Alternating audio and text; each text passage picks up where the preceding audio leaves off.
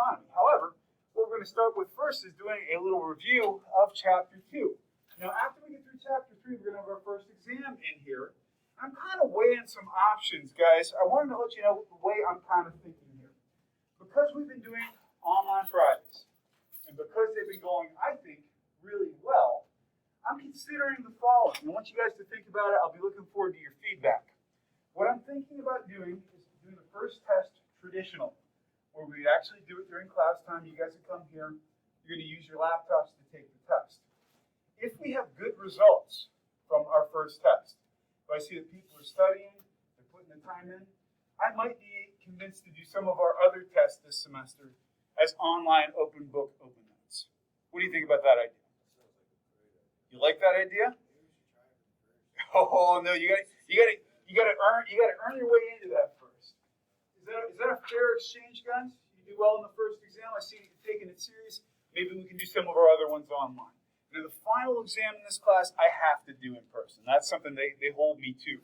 But in terms of the other tests, we might be able to make that work. Let's think about it. Guys, if you have not yet emailed me, if you've made changes to your LinkedIn, please email me. I'll go back through Blackboard as well. Canvas as well. But if you have made changes, email me directly so I go in and give you full credit for your LinkedIn profiles.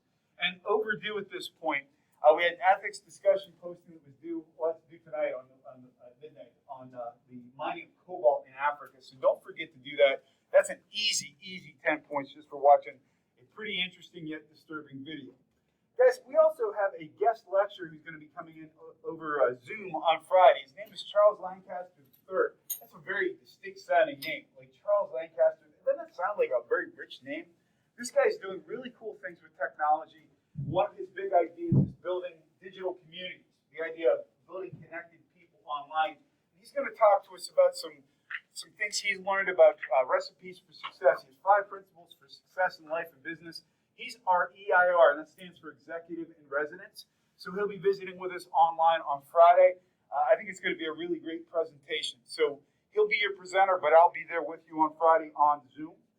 But guys, let's jump in a little. We're going to do a quick review of Chapter 2. These, again, are pretty good indications of the kinds of questions you would see on a test from me. In fact, some of them may appear exactly as they're written. All right, guys. First, we're starting off with a bonus question. What car exploded when it was rear-ended? The Ford Pinto. Yes, absolutely.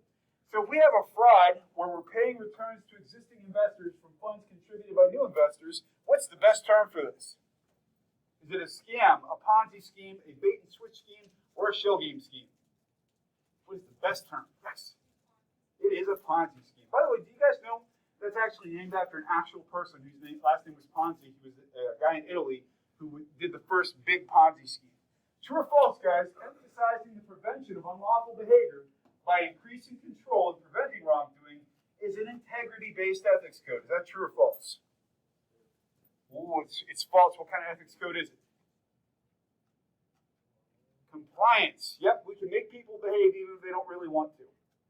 People who report illegal or unethical behavior, what do we call them? Are they squeaky wheels, snitches, double agents, or whistleblowers? It is whistleblowers. Snitches get stitches, but we're talking about whistleblowers in this regard. True or false? Letting a coworker slack on the job is probably very ethical, so long as you're doing your job. That is false. Why is that false, by the way? You got it. Everybody's got to pull for the same effort. Very good. The concern businesses have for the welfare of society in general is that corporate philanthropy, corporate social initiatives, corporate social responsibility, or corporate ethics. C is correct. You guys are nailing this. See? You're going to do great on the first exam. If we make a decision based on what's good for most people, what are we thinking in terms of? Is it justice, utilitarianism, deontology, or individual rights? Any guesses, guys? It is B, utilitarianism. Think about this. When you have utility, it means something is useful. So utilitarianism means it's good or useful to the biggest number of people. Oh, here's a bonus question. What dolls were pulled from the market for eating kids' hair? I can picture these little evil-looking things right now chewing on the side of a child's head. What were they called?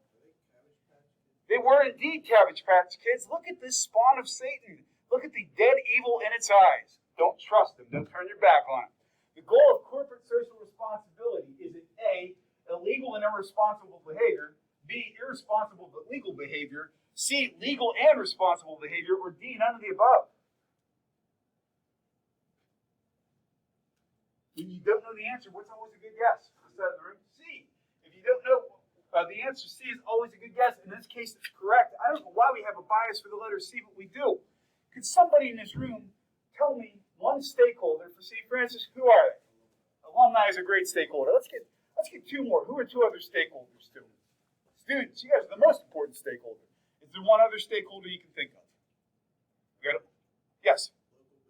You got it, because they do a lot of business. You can say fans of our sports teams. You can say all kinds of things. Who here can tell me the difference between corporate social responsibility and corporate philanthropy? Who among you will take on this quest? Let's think about the definitions of the terms. We know what corporate social responsibility is. What's CSR, guys? It's a company's concern for well-being of society. And by the way, you're allowed to use your notes here, guys. I encourage that. The idea of philanthropy means we're going to give to a cause we believe in. That's the difference. Corporate social responsibility means if I have a car company, I don't want to dump crap into the oceans. I don't want to make my environment bad. I want to treat people well. Philanthropy means I believe in a charity or a cause, so I'm going to give money toward it. They're not the same thing. Philanthropy is a good thing, generally speaking, but it comes down to the idea one is a little bit more wide-reaching than the other. If we invest in a cause we believe in and avoid those we do not, is that social investing, corporate social responsibility, advocacy investing, or stakeholder management? Which one is the best term from our text? There's a couple that could be good answers. What is the best answer? Take a guess. Those electrical shocks will be delivered, I promise. I'm sorry? B's a good guess, but it's actually A, social investing. Now, if you had said advocacy, technically that's correct, but the term from our text is social investing, which is why we review. A social contract, this is true or false. A social contract is a commitment between company and employee for fair treatment and transparency. Is that true or false? It is true, absolutely correct. We start thinking about social contracts. We're talking about things, for example, I expect if I work hard, I'll be paid well. I expect to be treated ethically when I'm working, all these sorts of things. Here's a question that could show up as an open-ended question. Why might your generation be less loyal to companies than my generation? What have you guys experienced in your short lives? Yep, you've had two recessions you're living through. The recession in 2008, which your parents may have lost jobs on, and the current recession we're on our way out of. So you've seen companies lay people off repeatedly. My generation had a bigger belief in what they refer to as cradle-to-grave employment. All right. Tell me one complicated thing about doing business international. Because we're going to be talking all about international business. What's one complicated thing? Yeah, that's a big one, isn't it? Do we have good currency or not? Yes. Language barrier, absolutely. Are there other complicated factors? Yes. Customs, absolutely. You got your time? Yeah, time is a big one, especially if you're supervising people halfway around the world. Those are all challenges, and you nailed it. All right, here's a bonus question. What company, this questionably ethical company, is helping people have affairs outside of their marriages? Ashley Madison, do you remember what their slogan is? Oh, it's so close. Life is short, have an affair. So that's their slogan. That's an example of a company that most people would say is doing something that's not illegal, because you can cheat on your spouse, but the ethics of it are questionable. You guys nailed it. Well done, guys. We're going to be getting in today about global business. It's a big topic in 2020 because we've got trade wars going on, we've got international conflicts, we've got jobs leaving the country, jobs coming back to the country, and politics abounds. There's lots to talk about here, guys. So we're going to get in, and what the goals are, I'm not going to read all of these to you, are to really understand how we do global business and what the challenges are. We have lots of people who play a role here. We got companies, obviously. We got employees. We got governments. We got politicians. People who are all trying to get a stake in the game. We all want jobs. We all want to make good money.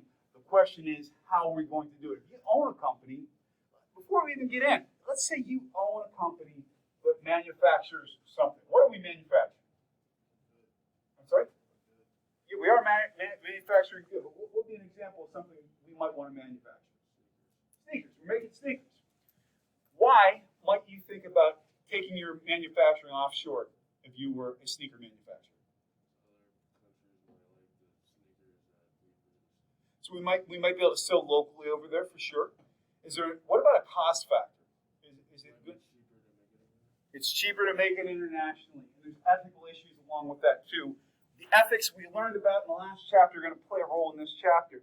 Now, if you're the government, if you're the president, or you're a local small businessman, or if you are an elected official in a county like Cambria, do you want those jobs leaving the United States?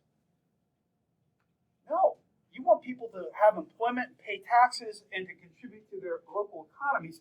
So this is a big balancing act. We're going to talk about what some of the trends are and what some of the threats and disadvantages are to doing business internationally. It can be a very challenging thing to do.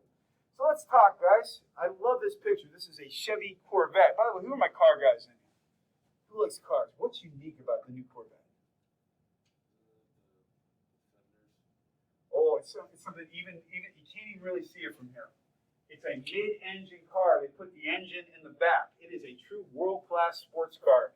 I'd love to drive one of these things. The only disadvantage of this car, in my opinion, is you can't get it with a stick anymore. It's automatic only, which is a bit of a bummer. But if you guys had to guess, I'll give you a hint. It's not the Corvette. What is the most American-made car you can buy? Any guesses? We got a guess for the F-150. We got a guess for the Tesla. Any other guesses, guys? Good guess. The Jeep is up there. Any other guesses? Because all will be revealed. Guys, check this out. If you go to the most American-made cars, Ford Ranger is currently number 1. Jeep Cherokee's coming in number 2, though, pretty close. But look at this, guys. If we get to the top 10, the only American pickup to crack the top 10 is the Chevy Colorado. And when we're saying to ourselves, well, what's the deal here? Why are all these cars that are American cars coming in so low? It's because they use components that come from other places. If you drive a full-size Chevy or a full-size Ford, number 1, they both have the same transmission now. That was a joint venture, so Fords and Chevys have the same transmission, and large parts of it were made in China. The Corvette did crack the top 10, which is pretty cool that a car that's that high performance can be made in the United States. But the F-150, 44th place. Is there anything more American and iconic than a pickup truck? And the big trucks were coming in 44th, 47th, and 77th. That doesn't mean that they're not assembled here. They're not manufactured here in part, but they're using a lot of components that come from other places. I found this to be pretty amazing. Although the Ranger, number 1, that's pretty cool. Well, how important is this global trade for us? If we look at our GDP, we get about a little over a quarter of our GDP, or gross domestic product, from doing global trade. That's a pretty big deal. However, if you look at France, you look at the UK, you look at Germany, almost all those countries are getting over half their GDP from international trade. Why is our percentage so much lower, guys? What can you think of that's different about us in that? I'm sorry? It's not debt, but the trade is putting us into debt because we need to do more trade. What? Yes? Yeah. Tell me more about that, Paige. It's a great observation.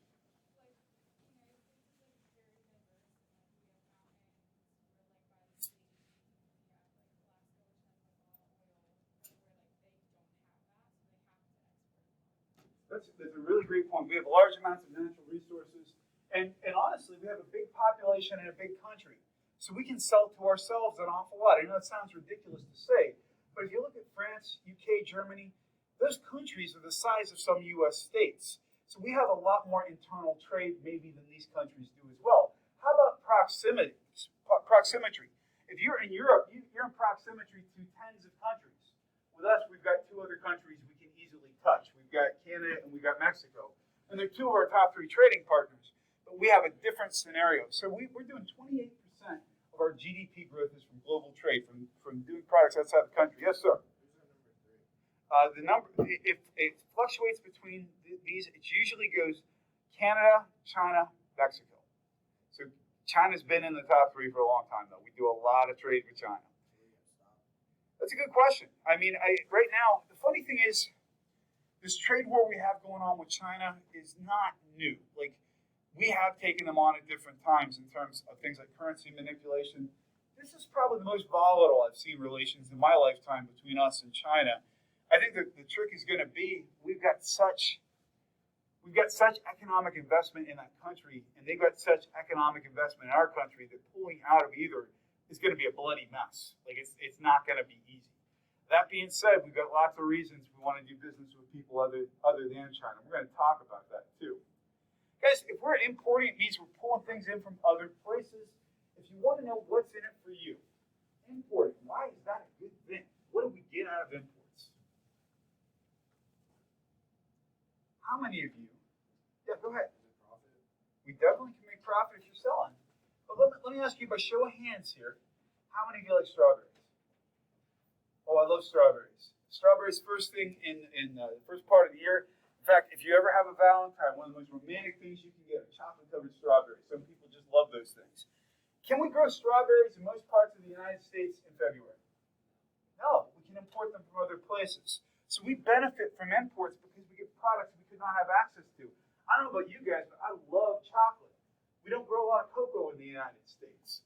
We also, by the way, guys, anybody here like spicy food? You like wasabi? Wasabi, look it up sometime. There's one region of the entire freaking planet where wasabi plants grow properly. It's in a small part of Japan, and that is an incredibly hard crop to grow. We get that because of global trade. And vanilla is another big one. We get it from Madagascar. That's the biggest supplier of vanilla in the world.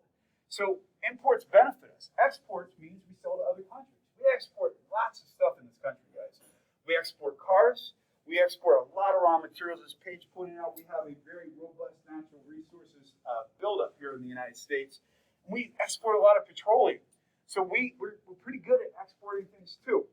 If we're exporting, if we're putting out more than we're pulling in, we've got what we refer to as a trade surplus. If we're importing, if we're buying more from other countries than we're putting out, we got a trade deficit. Right now in the United States, we're operating at a surplus or a deficit. Guesses? Right now, are we operating at a trade surplus or a trade deficit? Are we importing more or exporting more? Yes.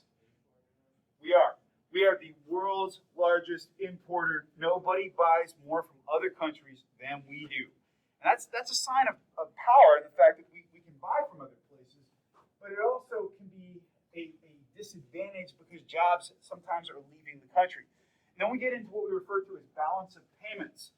And that means if we take everything that we're pulling in and everything we're putting out, when I say putting out, I'm talking foreign aid, trade, any kind of government negotiations, if we're doing barter with other governments or we're investing in foreign countries, our balance of payments means do we have more coming in or more going out? That factors into our balance of trade. Yes, sir.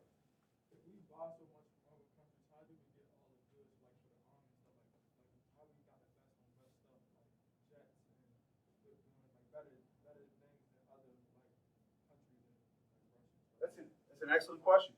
One of the places where the United States still leads is technology. We have the biggest technology development in the world. Now, other countries are catching up with us. If we get into things like laptops, smartphones, defense systems, a lot of that code is being written in places like India now, too. India is big. Believe it or not, Ireland is big. And China is, I'm sorry? Finland, yeah, absolutely correct. But we still lead in defense. We still put more money into our government defense spending than any other country in the world. And that's why we have the most advanced fighter planes, and that's why other countries want to buy from us on that stuff. Companies like Lockheed Martin, Northrop Grumman, big industrial giants, are so integrated sometimes with the government, it's hard to tell where the company ends and the government begins because they're so important to our national defense. So yeah, great point. So in terms of how are we doing, guys, if we look back at our deficit, now these are numbers from April. They're the most recent that I was able to get. Right now, our deficit is about $49.4 billion in terms of import to export ratios. So if you look, for example, we exported $151 billion so far this year, and we imported $200.7 billion. So yes, we are increasing our rate of imports more quickly than exports.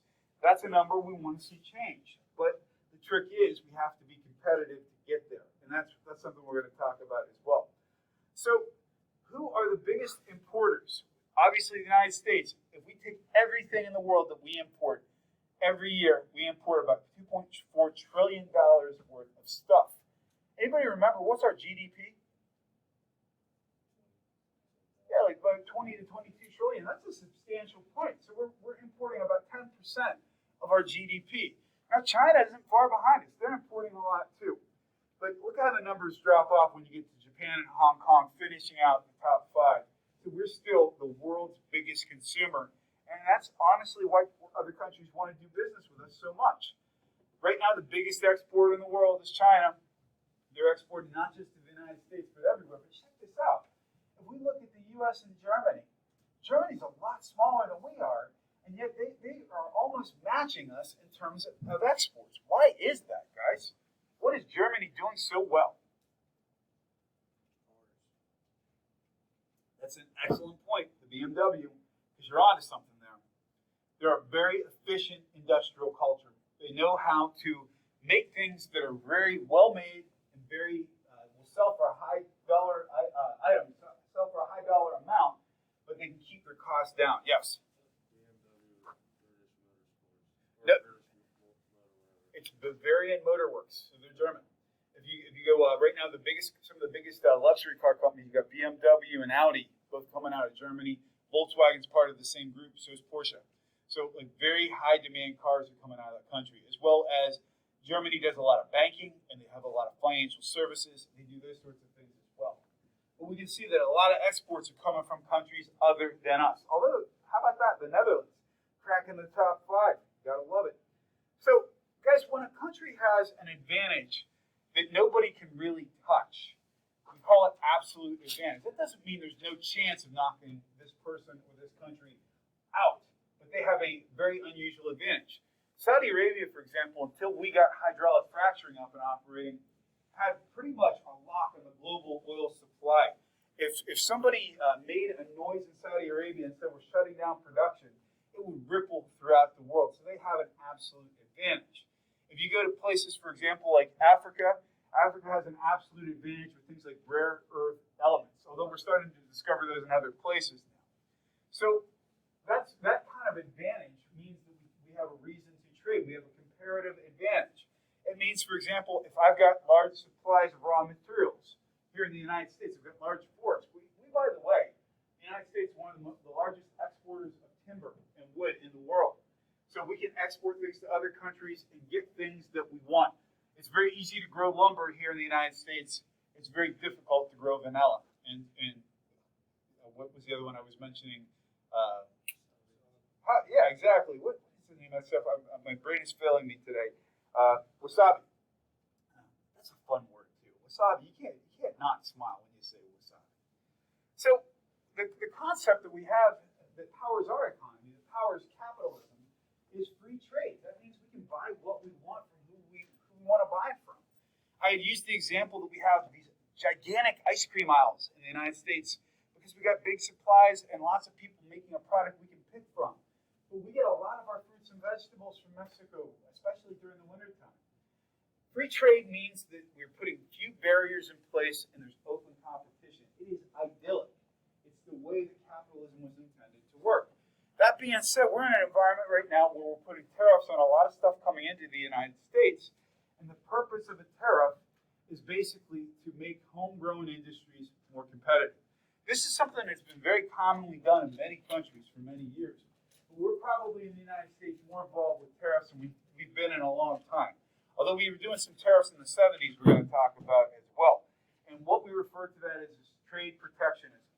Now, here's my question for you. In a long term, will tariffs work?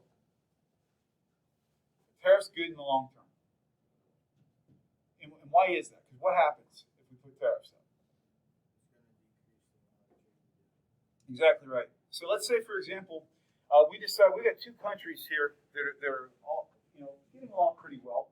But you guys over here, you're making pickup trucks, and you guys over here, you're making building supplies. Well, the building supplies you're selling to this country are undercutting the price of their local builders. So they put a tariff on your building supplies. Well, in return, you guys put a tariff on the trucks that are coming in from this country. And it ends up being what we refer to as a trade war. And sooner or later, everybody's prices goes up, or go up, I should say, and really nobody wins in the long term. They don't work, generally speaking, long term. They're more important, in my opinion, to send a message than to actually have long-term economic policy. Now, that being said, why do we have tariffs? Because occasionally something happens called dumping. It's not what you think it is. Dumping happened in the 1970s in this region of Pennsylvania. Guys, what is our closest big city? Pittsburgh. What's Pittsburgh? What's our sports team's name? Steelers. Pittsburgh Steelers. Named after the steel industry. The steel industry was, along with coal, like the hallmark of this region for decades. We were known as the Steel City. We still are. Well, in the 1970s, low-cost import steel from Japan and China, actually inferior quality too, I might add, was being flooded into our markets, and it was intentional. It was intentional to kill local steel industry so that we would be dependent on foreign steel. And it worked. Most of the steel mills in our region, and in the country for that matter, went out of business. So if we went back into the industrial era, we wanted to start producing steel in this country en masse again, we would have to actually rebuild our own industry to get there. So what happens? Here's the trick. We do it other places too. We dump low-cost products into other countries to try to get them dependent on us too. It's something that a lot of countries do. Now, if we decide we're going to outsource, it means that we're taking our manufacturing someplace else because we want to go to a lower-cost market. We want to pay less to produce goods and services, and that's what outsourcing is all about. Before I get into currency devaluation, because we've been going long and strong here today, can I get a question or a comment? Yes, sir. What are your tests like? Like, what's the format of My tests? Yeah. I have to look back at the syllabus, but I think in the syllabus you half your grade from tests in here, so it's balanced between tests and writing. I meant like multiple choice. Oh, yeah, I'll gladly talk about that. Most of the questions are going to be multiple choice and true and false. There might be a couple fill in the blank and short answer, but there'll always be bonus questions. And what's the rule on bonus questions in my class? If you don't know the answer, what should you try to do? Guess is good, but if you make me laugh, if I read something in your bonus question that wasn't the correct answer, but you made me laugh, I might give you a point for it. I call those humor points. Keep it appropriate. If it's something that I can give you a point for and not be embarrassed later, I might give you a point for a good joke. I've done that before. So, excellent question. I get a question from this side of the room, too. Question or comment from the audience today? Anything, guys? Bueller? Going once, going twice? All right, guys, we're going to continue then. That was your opportunity to take a break. I can't believe that you guys don't take advantage of that sometimes. If somebody told me once or twice every class I could stand up and say whatever I wanted, I would say some truly random stuff if I were in your seats, because you're paying for the experience. But that being said, guys, why is a buck worth a buck? It's currency in the United States. Who backs it up? Used to be. Why is the dollar worth a dollar? It's a big question, guys. Any thoughts? Because we say so. Because we have, essentially, we're part of a global exchange, and our currency is valued against other global currencies by international exchanges. Now, there was a time, once upon a time, in the United States, where every dollar in the United States was backed by gold in Fort Knox. These days, how do we balance our federal budget? If we need to fund our government, what do we typically have to do these days? We have to borrow, man. And who are we borrowing from? We're borrowing from Japan, we're borrowing from the UK, we're borrowing from China. We are backing up our own currency with debt. That's how we're functioning right now, and that's a problem. It's something that's going to be a problem in the long term. In the meantime, though, we're okay. Our money's still worth something. For example, if we look at exchange rates, if we have a strong dollar, it means, let's say it's trading strongly against the English pound. That means if I'm going to England for a vacation, I can live large because my money is worth more. Now, what about, for example, if we have a strong dollar and we have folks who are coming over, say, from Germany to go to Disneyland? We got a strong dollar and the euro is not doing so well. Are they going to have as good of a time on vacation? No, they're not, because they're not going to be able to buy as much.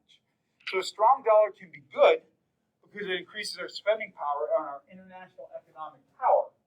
It can be bad because fewer people want to invest in your country at that given point in time because it's more expensive to invest. So some countries, China's been a big one, have been accused of devaluing their own currency. Given what I just told you guys, why would China choose to devalue its own currency? Yes. Well, so more people come in. They're going to come in and spend more money because they devalue it. So that, by the way, spurs people to say, why am I setting up this plant in Cambria County, Pennsylvania, when I can set it up in China at half the cost? That's what happens, guys. With me so far? Say yes, we're with you. Just say yes, we're with you. The enthusiasm in this room's a little down today. It is Monday morning. It's Monday morning all day. What can I do to get you guys? What can we do to lift your spirits a little today with it being Monday morning? Oh, that's always easy. We can definitely do that. Let's see what we're doing on time here, and we'll make a bargain here. Right now it's 9:32. If you guys will give me, I'm gonna bargain. I'll get you out 10 minutes early. We can have the next 8 minutes like a lightning round where you guys are responding and even yelling random things if you don't know the answer. If you don't know the answer, say something random and ridiculous, and I'll count it as the right answer. If you guys can do that, we can get out of here a little early. Are you with me? I said, are you with me? Yeah. That's much better. All right, let's get in, guys. We just talked about currency devaluation, so we're going to get into the idea of actual trade. So people are afraid of their jobs leaving the United States. Justifiably so, guys. What kinds of industries have we seen leave the United States in the last 20 years? Yes? Yeah, you can't find a pair of blue jeans that's made in the United States. Levi's, the biggest American icon in terms of American denim, are made in Egypt. They're made in Mexico. They're made even in China at this point, but you would play hell to find a pair that was made in San Francisco where the company's brand was set up. So people are afraid of globalization because we've seen our jobs leave the country. So people are justifiably afraid of it. When we think about people losing their job, do we think more white collar or blue collar? We think blue collar. But here's the trick. White collar people are losing their jobs too. How many of you, if you're willing to share, have ever had to have an x-ray? That x-ray may have been read by somebody in Australia or India because they're getting licensed by American medical schools and they're doing that stuff at a lower price than American doctors. So it's not just blue-collar people who risk losing their jobs these days. It's white-collar, too. This all plays into national trade. So if we had to start thinking about this, we're looking at competition. We're looking where we're taking our labor.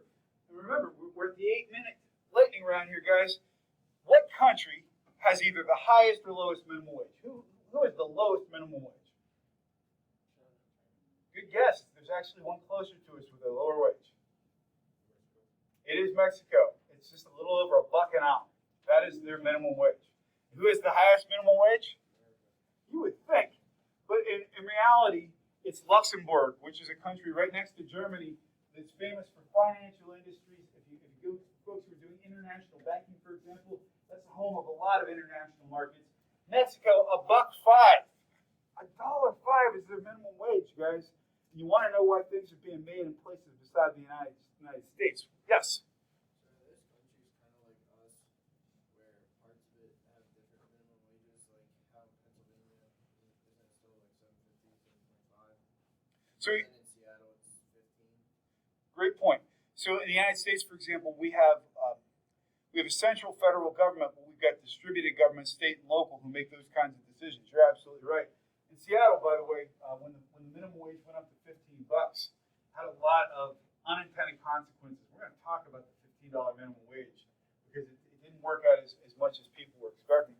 But yes, the $1.05, if you took everybody in Mexico, that is the federal minimum wage, which means a state in Mexico can still choose to pay differently. So can an employer. Yes.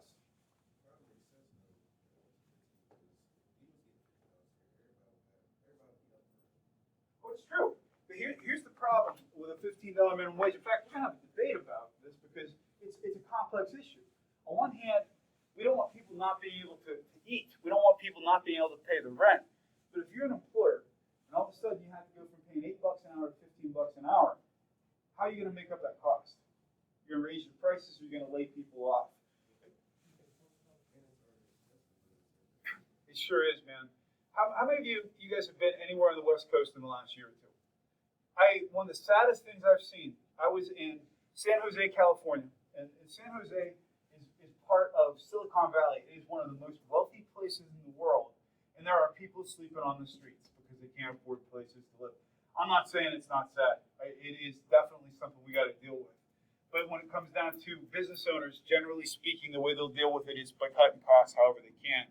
If you want to know why we're seeing touch screens in McDonald's right now, this is part of the reason, because owners are saying if we have to buy with fewer people, we'll have more self-service. It's a complicated issue. We're going to have that debate, though, because you raise an excellent point in the humanitarian side. But yeah, Mexico, $1.05 is their federal minimum wage. And we have 3 minutes to go, guys, so this is going to be our last slide. Actually, I'm going to have you guys tell me, are there upsides to globalization? You can see them on the slide, but in your own words. What's an advantage of doing business internationally? What's an advantage to you, the consumer? Yes. Cost for sure. What else? Opportunities. Are there other things? They're very good. Yes. Different resources, choices, products. Yes.